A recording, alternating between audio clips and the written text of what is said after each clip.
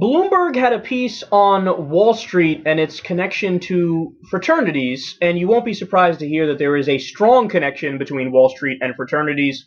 They say, quote, aggressive fraternity recruitment has created a pipeline that privileges frat boys and squeezes out female applicants. So supposedly the frat boys are actually coached to know secret handshakes for interviews with different firms.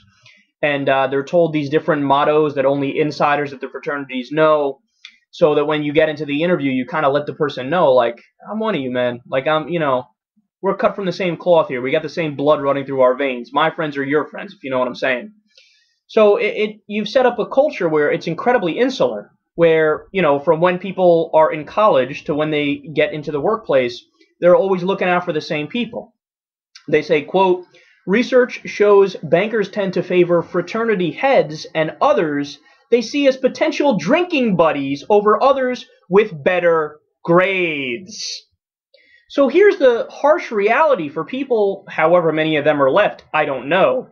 But some people naively think that the United States is a meritocracy, where the harder you work, the further you go. That's how it is, man. You work your way up the ladder, and then you'll be okay. You'll be able to raise your family, take care of everybody. It's all on your shoulders as an individual. There's no systemic problems. It's all about you put your nose to the grindstone, you'll make it out on the other side successful.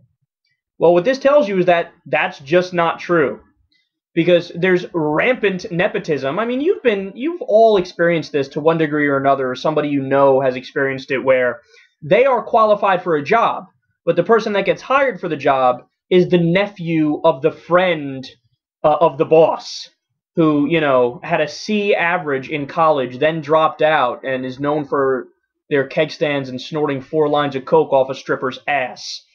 And I'm not begrudging any of those activities. In fact, they sound quite lovely. But that doesn't mean that they should be, immediately making $300,000 right out of college, and they should get preference over somebody who busted their ass. In fact, clearly the person who busted their ass should get it because they deserve it, whereas, the nepotism guy doesn't deserve it. So the bottom line is, what Wall Street is, it's a good old boys club. You're either part of them or you're not, which is why I always find it hilarious. There are a lot of people in the U.S. that think that sexism doesn't exist anymore. They think racism doesn't exist anymore, and I laugh at them.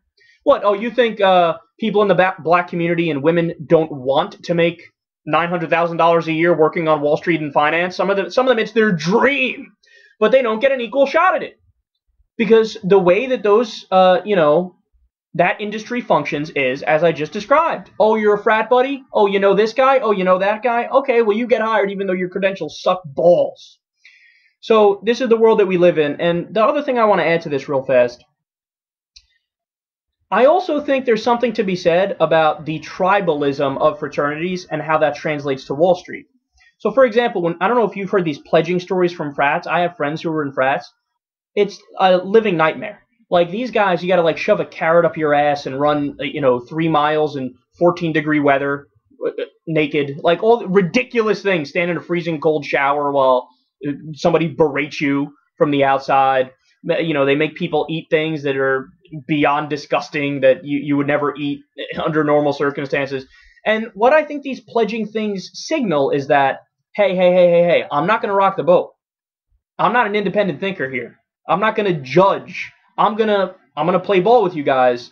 I'm going to be part of the establishment and the status quo. So that way, if we want to, sacrifice the long-term viability of our company for short-term profit, and we want to get rich while we tank the economy, like did happen on Wall Street with the deregulation and the way these guys acted, well, I'm all for that. And if you're part of a fraternity, that signals, hey, I'm not going to be a whistleblower here. I'm right in line with you guys. You need proof? How about that time I shoved the carrot up my ass and ran the marathon? Is that not proof enough?